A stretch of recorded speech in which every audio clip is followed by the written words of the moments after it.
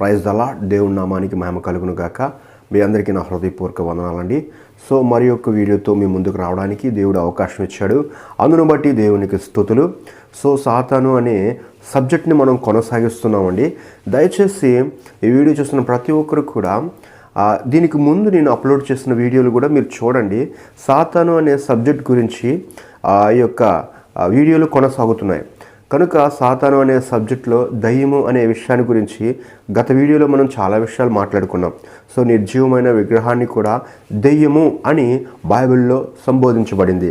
కనుక దయ్యము అనే పదము ఇంకా దేని గురించి చెప్పబడింది అనే విషయాలు కూడా ఈ యొక్క వీడియోలో మరికొన్ని వాక్య సందేశాలు మనం తెలుసుకుందాం. దయతో శ్రద్ధగా వినాలని ప్రభు పేరిట మీ అందరికీ మనవి చేస్తున్నాను.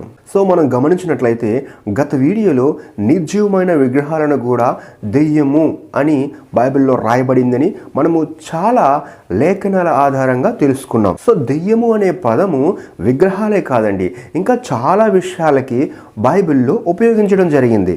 సో దెయ్యము అంటే చాలా మందిలో ఒక అభిప్రాయం ఉందండి. దెయ్యము అంటే చనిపోయిన వారు దెయ్యం అవుతారు.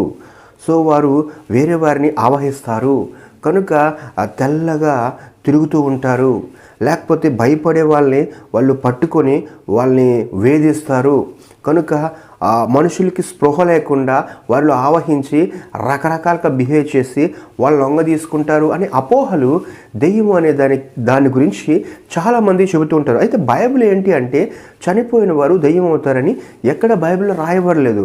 కనుక మన్నైనది వెనుకటి వలె మన్నైపోతుంది, దేవుడు అనుగ్రహించిన ఆత్మ అంటే జీవవాయువు అది దేవుని దగ్గరికి వెళ్ళిపోతుంది అనే విధంగానే వాక్యం రాయబడింది.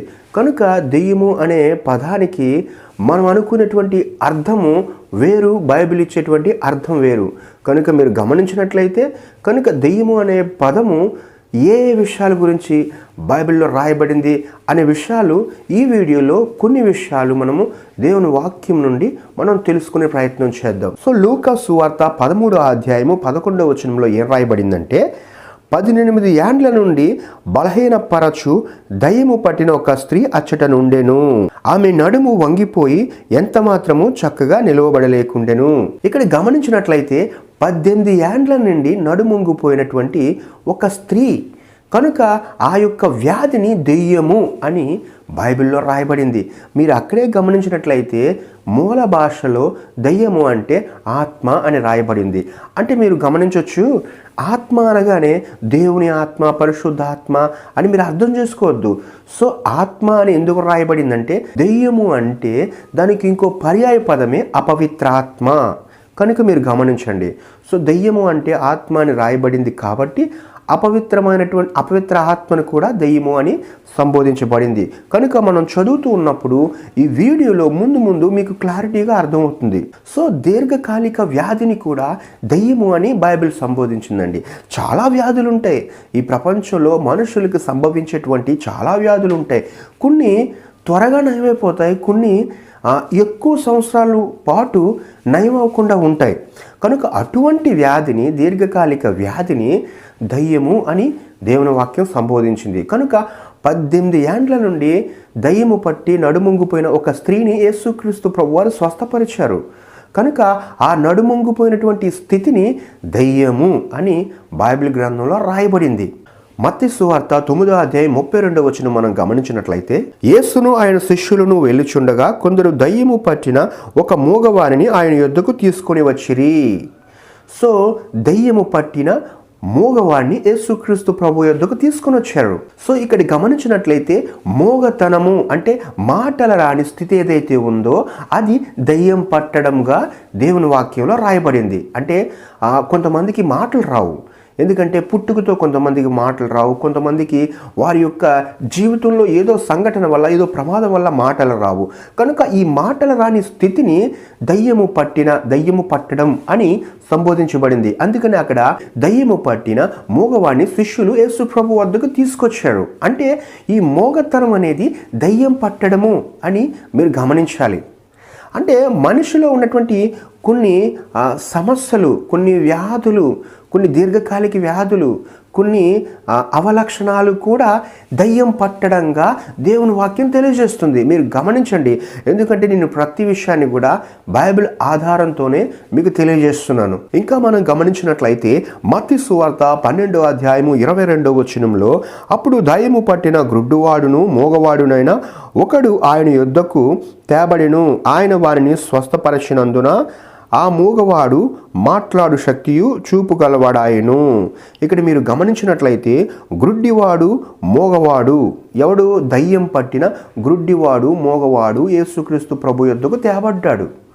సో గ్రుడ్డివాడు అంటే గ్రుడ్డితనము, మాటలు రాని పరిస్థితి కూడా దయ్యం పట్టడం. మీరు గమనించండి, చూపు లేకపోవడము. కనుక ఆయనకి ఏ పరిస్థితి వల్ల చూపు పోయిందో అది వేరే విషయం అండి. చూపు లేకపోవడము, నెక్స్ట్ ఏంటంటే మోగతనము అనేది దయ్యం పట్టడము అని అంటారు ఆ రోజుల్లో. కనుక మీరు గమనించాలి, ఇవి మనిషికి కలిగే శరీరానికి సంబంధించినటువంటి బలహీనతలు, సమస్యలు, వ్యాధులు. కనుక వీటిని దయ్యము అని బైబిల్లో సంబోధించబడింది. కనుక బైబిల్లో ఇచ్చేటువంటి అర్థాలని, సందర్భాలని గమనించకుండా కొన్ని పదాలకి మన యొక్క సొంత అభిప్రాయాలు, సొంత ఆలోచనలు, బైబిల్కి విరుద్ధంగా మనం ఎట్టి పరిస్థితుల్లో ఎక్స్ప్లెయిన్ చేయకూడదు, అది ఎవరైనా సరే. అదే రీతిగా లూకా సువార్త 9వ అధ్యాయము 39వ వచనంలో మనం గమనించినట్లయితే, ఇదిగో ఒక దయ్యము వాణ్ణి పట్టినప్పుడు వాడు అకస్మాత్తుగా కేకలు వేయును, నొరగ కారునట్లు అది వారిని విలవిలలాడించును, గాయపరచును, వారిని వదలకుండును. ఇక్కడ మనం గమనించినట్లయితే 42వ వచనంలో కూడా మనం గమనించినట్లయితే, వాడు వచ్చుచుండగా ఆ దయ్యము దానిని పడద్రోసి విలవిలలాడించెను. యేసు ఆ అపవిత్రాత్మను గద్దించి బాలుని స్వస్థపరిచి వాని తండ్రికి అప్పగించెను. మీరు గమనించండి, ఈ 42వ వచనంలో అపవిత్రాత్మ అని రాయబడింది, 39వ వచనంలో దయ్యము అని రాయబడింది. రెండు ఒకటేనండి. ఇక్కడ మనం గమనించినట్లయితే ఒక మనిషి కేకలు వేయడం, విలవిలలాడడం, నొరగ కారడం, అరవడం, ఇదంతా కూడా దెయ్యం పట్టడము అని అక్కడ రాయబడింది. అపవిత్రాత్మ పట్టింది ఒక వ్యక్తికి, కనుక యేసు ప్రభు వచ్చినప్పుడు అపవిత్రాత్మ విడిచిపెట్టింది అని రాయబడింది. ఇక్కడ కేకలు వేయడము, నొరగ కార్చడము, విలవిలలాడించడము, ఇదంతా గమనించినట్లయితే ఇది ఒక ఫిడ్స్ అనమాట. ఒక ఫిడ్స్ అంటే ఇప్పుడు ఈ రోజుల్లో మనం గమనించినట్లయితే చాలామందికి ఫిడ్స్ వస్తుంది. సో ఫిడ్స్ వచ్చినప్పుడు వాళ్ళు నొరగ కార్చుకుంటారు, కేకలు వేస్తారు, విలవిలలాడతారు అనమాట. సో అక్కడ ఆ వ్యక్తికి కూడా అదే పరిస్థితి, అంటే అది ఒక రకమైనటువంటి వ్యాధి. సో ఆ వ్యాధిని దయ్యము అని అక్కడ రాయడం జరిగింది. మీరు గమనించండి క్లియర్గా, అక్కడ మనం ఎన్ని విషయాలు గమనిస్తామంటే కేకలు వేయడం, నొరగ కారడం, అకస్మాత్తుగా పడిపోవడం, విలవిలలాడడం.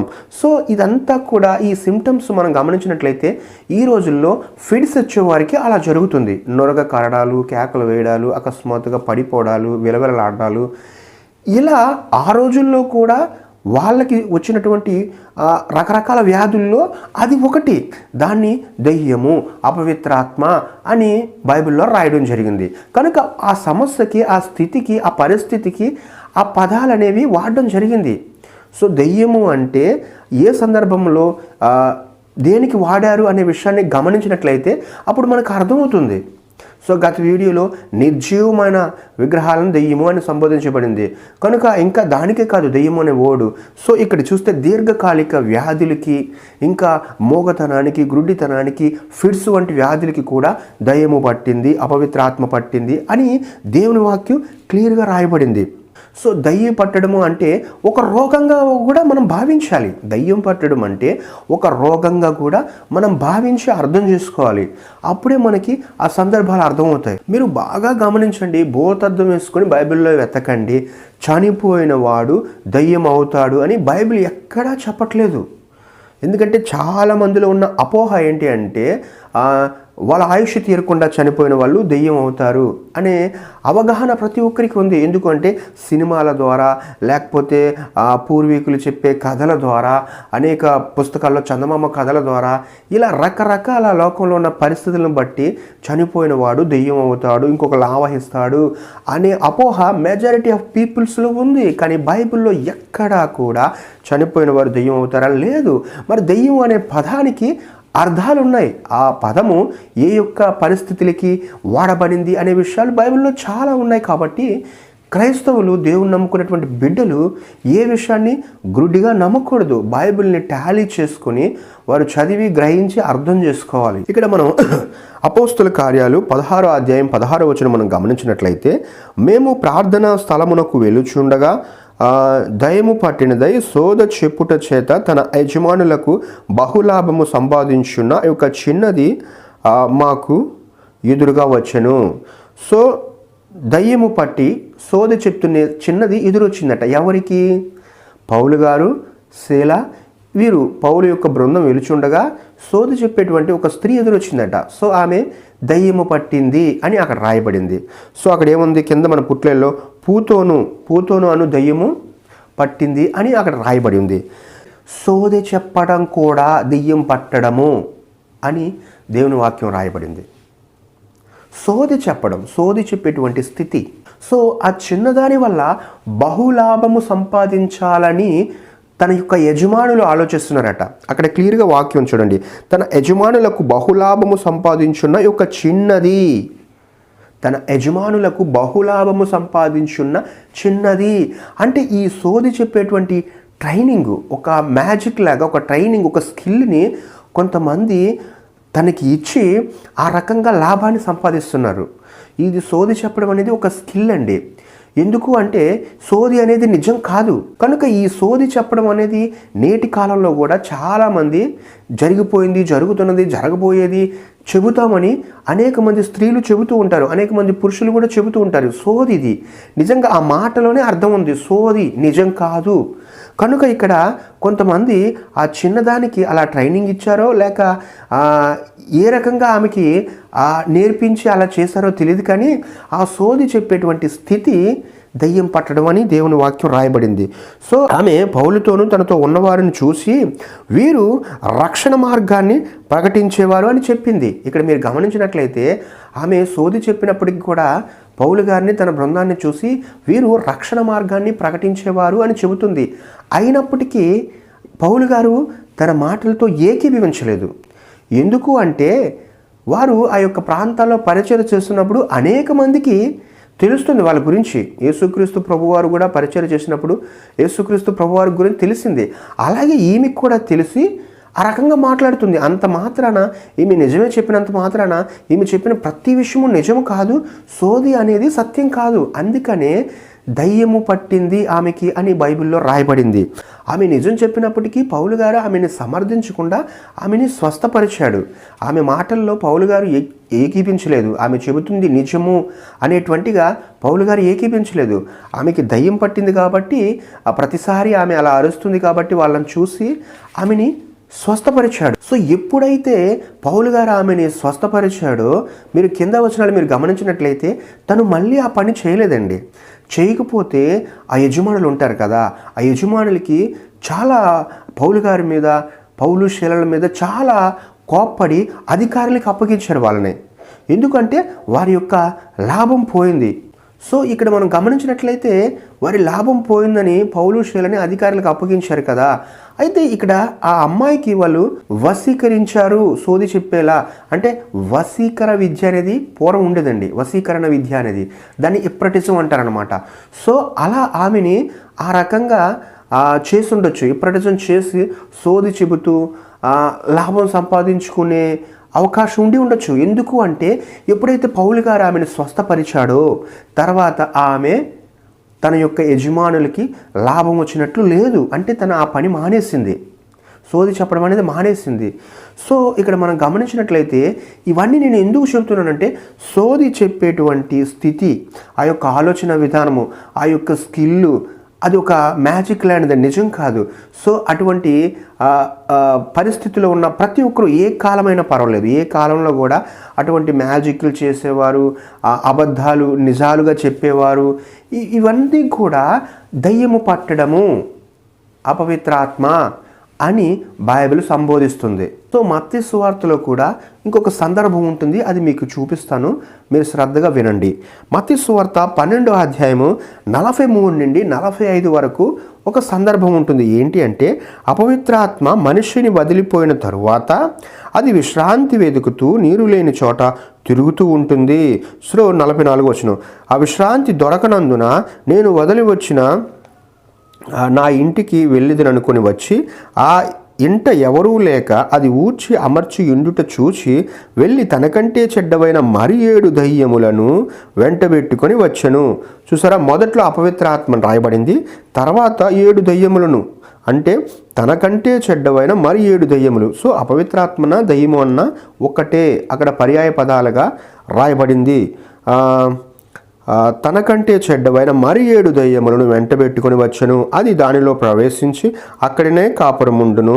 45వ వచనము, అందుచేత ఆ మనిషిని కడపటి స్థితి మొదటి స్థితి కంటే చెడ్డదగును, అలాగే ఈ దుష్టతరము వారికి సంభవించును. ఇక్కడ మీరు గమనిస్తే ఇక్కడ మనం క్లారిటీగా ఈ సందర్భాన్ని మనం ఎలా అర్థం చేసుకోవాలంటే, మనము ఎప్పుడూ దేవుని సంబంధమైన ఆలోచనలు, దేవుని వాక్య సంబంధమైన ఆలోచనలు కలిగి ఉండాలి. లేకపోతే లోక సంబంధమైన ఆలోచనలు, పాప సంబంధమైన ఆలోచనలు వస్తాయని మనకు అర్థం అవడం కోసం దేవుడు అలంకరణ భాషతో ఈ యొక్క సందర్భాన్ని రాయించాడు. మీకు అర్థమైందా? మనము వాక్య సంబంధమైన ఆలోచనలు, దేవుని సంబంధమైన ఆలోచనలు కలిగి ఉండాలి. సో అలా లేనప్పుడు మనకి లోక సంబంధమైన ఆలోచనలు, పాప సంబంధమైన ఆలోచనలు మనకి కలుగుతాయని అలంకరణ భాషలో రాయబడింది. ఎందుకంటే అలంకరణ భాష ఇదంతా మొదట మనకి ఒక్క వ్యసనమే ఉండేది, అది ఎప్పుడైతే విడిచిపెట్టేసామో వెంటనే మంచి అలవాట్లు, మంచి ఆలోచనలు మనము కలిగి ఉండాలా. అలా కలిగి ఉండకపోతే ఆ విడిచిపెట్టిన ఆలోచన తిరిగి తిరిగి తిరిగి తిరిగి మళ్ళీ మన దగ్గరికి వచ్చి, సో అలాంటివి ఇంకొక 7 చెడ్డ అలవాట్లు తీసుకొచ్చి మనకు అలవాటు చేస్తుంది. సో ఈ విషయాన్ని మనకు అర్థం అవడం కోసం దెయ్యము, అపవిత్రాత్మ, అది తిరిగి తిరిగి నీరు లేని చోట అని రాయబడిందండి. మనకు అర్థం అవడం కోసం అలా అలంకరణ భాషలో దేవుడు రాయించాడు. మీరు జాగ్రత్తగా గమనిస్తే ఇందులో పెద్ద మీకు అర్థం కాకపోవడానికి ఏం లేదండి. మనకి ఒక చెడు అలవాటు ఉందనుకోండి, దాన్ని మనం విడిచిపెట్టినప్పుడు మనం ఏం చేయాలి? ఆ ప్లేస్లోకి ఇంకొక ఆలోచన, ఇంకొక అలవాటు, మంచి అలవాటు, దేవునికి ఇష్టమైన అలవాటు, వాక్య సంబంధమైన అలవాటుని మనం చేర్చుకొని ఆ రకంగా జీవించాలి. అలా చేర్చుకోకుండా మన బ్రెయిన్లో, మన మనసులో ఖాళీగా ఉంచామనుకోండి, ఆ అలవాట అలా తిరిగి మళ్ళీ వస్తుంది మన దగ్గరికి. వచ్చినప్పుడు మనం ఏ ఆలోచనలు, ఏ అలవాట్లు, మనకి గోల్స్ ఏమి, ఒక మంచి కార్యక్రమాలు, దేవునికి సంబంధమైన ఎటువంటి ఆలోచన లేకుండా మనము ఎంటీగా ఉన్నట్లయితే ఇంకొక 7 చెడ్డ అలవాట్లు మనకి కలిగే అవకాశం ఉంది అని ఆ యొక్క వాక్యంలో సారాంశము. కనుక ఇక్కడ మనం పూర్తిగా గమనించినట్లయితే అపవిత్రాత్మ, దెయ్యము అని రాయబడింది కదా, అంటే చెడు అలవాట్లు, చెడు ఆలోచనలు ఖాళీగా ఉంటే మనలో వచ్చేటువంటి ఈ చెడు తలంపులు, చెడు ఆలోచనలు, చెడు అలవాట్లు, వ్యసనాలు, వీటిల్ని దయ్యము అని దేవుని వాక్యం రాయబడింది, అపవిత్ర ఆత్మ అని దేవుని వాక్యం రాయబడింది. ఈ విషయాలు మీరు గమనించాలి. సో ఇప్పటి వరకు చాలా విషయాలు మనం తెలుసుకున్నామండి. ఎందుకంటే దీర్ఘకాలిక వ్యాధిని కూడా దయ్యము అంటారు. సో మోగతనము, గుడ్డితనము, కనుక అంటే శారీరపరంగా ఒక ఏదైనా లోపము, అంటే మాటలు రానితనము, గుడ్డితనము, దీన్ని కూడా దయ్యము అంటారు. సో సోది చెప్పడం, అంటే అబద్ధాలు చెబుతూ లేనివి జరిగాయని చెప్పుకుంటూ ప్రజల్ని మభ్య పెట్టడము అనే ఒక స్కిల్ కూడా దయ్యము అని సంబోధిస్తారు. అలాగే ఇంకా మనం గమనించినట్లయితే చెడు అలవాట్లు, చెడు ఆలోచనలు కూడా దయ్యము అని దేవుని వాక్యంలో రాయబడింది. సో దయ్యము అంటే మనకి ఆ పదం ఉన్న చోట, ఆ సందర్భాన్ని బట్టి ఆ అర్థాన్ని మనం గ్రహించినట్లయితేనే మనకు అర్థమవుతుంది. అంతే తప్ప దయ్యము అంటే మనం సొంతగా ఊహించుకోవడానికి అవకాశం లేదు. ఎందుకంటే ప్రతి విషయము వాక్యంలో దేవుడు దాని వివరణ రాసిచ్చినప్పుడు ఆ పదానికి ఇది అర్థము అని మనం అర్థం చేసుకోవాలండి. కనుక దయ్యము అనే పదానికి కొన్ని అర్థాలు మనం తెలుసుకున్నాం. లాస్ట్ వీడియోలో మనము నిర్జీవమైన విగ్రహాన్ని దెయ్యము అంటారని తెలుసుకున్నాము. ఈ వీడియోలో దీర్ఘకాలిక వ్యాధిని, సోది చెప్పి అబద్ధాలు చెప్పి బ్రతుకుతున్నటువంటి ఒక స్కిల్ని, ఇంకా మోగతనము, గుడితనము, ఇంకా చెడు అలవాట్లు కూడా దెయ్యము అంటారు. అయితే ఎందుకంటే మీ అందరిలో ఒక ప్రశ్న ఉంటుంది, నాకు తెలుసు. ఎందుకు అంటే యేసుక్రీస్తు ప్రభువారు వెళ్తున్నప్పుడు సమాధుల్లో నుండి ఇద్దరు వచ్చి వారు చాలా దారుణంగా ప్రవర్తిస్తారనమాట. వారు చాలా వికృతంగా, దారుణంగా, భయంకరంగా ప్రవర్తించిన సందర్భాలు బైబిల్లో ఉన్నాయి. కాబట్టి వాటిని కూడా దెయ్యం పట్టడం అని బైబిల్ సంబోధించింది. సో ఆ వివరణ అనేది మరి ఒక వీడియోలో నేను ఇవ్వడం జరుగుతుంది. కనుక దెయ్యము అనే పదానికి చాలా వరకు నేను అర్థాలు బైబిల్లో నుండే మీకు తెలియపరచాలి. ఇవన్నీ మీరు గమనించాలి. మీరు గమనించి దీనికి అర్థం ఇది, దీనికి అర్థం ఇదని మీరు గ్రహించుకున్నట్లయితే అప్పుడు వాక్యాన్ని మీరు నమ్ముచున్నారు, వాక్యాన్ని మీరు అర్థం చేసుకున్నారు అనే భావన మీకు కలుగుతుంది. కనుక ఈ దయ్యము అనే పదానికి మరికొన్ని వివరాలు మీకు తెలియజేయడానికి నేను ప్రయత్నిస్తాను. కనుక ఈ కొద్ది మాటలు మనందరి వినికిడిలో దేవుడు దీవించునుగాక. ఆమేన్.